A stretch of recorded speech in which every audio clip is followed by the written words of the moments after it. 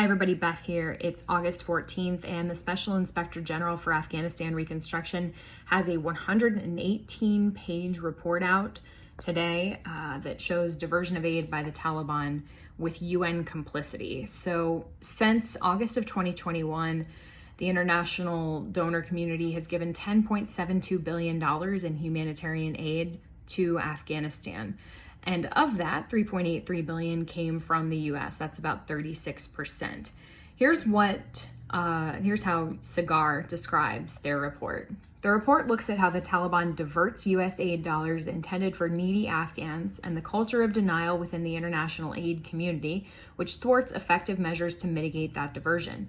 SIGAR found Taliban interference takes multiple forms, including diverting aid to Taliban-favored groups, using their regulatory power to choose which non-governmental organizations, NGOs, are permitted to operate, extorting NGO staff, and colluding with senior UN officials to demand kickbacks from UN vendors. So this report is based on input from 90 individuals. One of those was actually killed because they exposed the diversion of food aid to Taliban military training camps, and following that exposure was recaptured and killed by the Taliban. One source told SIGAR that they estimate that after taxes, fees, bribery, and extortion, only about 30 to 40% of donor funds reached the population. Another important finding is that UN officials demand bribes from companies and NGOs that seek contracts from their agencies. Those bribes are calculated as a percentage of the contract at stake, with estimates varying between 5 and 50% of that cost being the percentage added.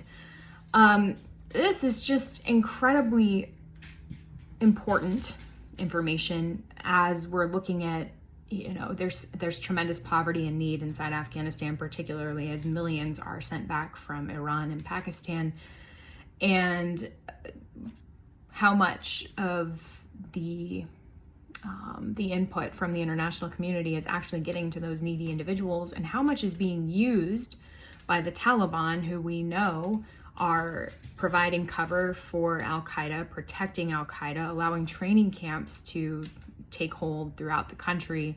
How much of this need is being met and how much is actually going on to perpetrate more violence, create more room for terrorists to operate. It's incredibly concerning. It's an incredibly important report, and I urge you all to find it and read it yourselves.